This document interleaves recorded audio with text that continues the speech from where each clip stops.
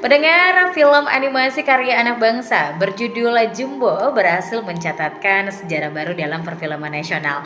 Tentunya dalam waktu kurang dari 2 bulan penayangan, film ini kabarnya pendengar meraih lebih dari 10 juta penonton. Keberhasilan luar biasa tersebut menjadikan Jumbo sebagai film animasi Indonesia dengan jumlah penonton terbanyak sepanjang sejarah perfilman.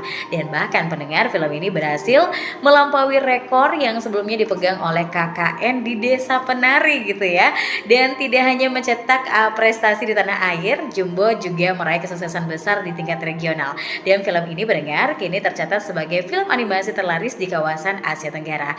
Disutradarai oleh sineas lokal, film ini mengisahkan perjuangan Don yang menghidupkan kembali pertunjukan dongeng warisan orang tuanya, dan alur cerita yang emosional dan juga visual yang memukau juga berhasil memikat penonton lintas generasi pendengar.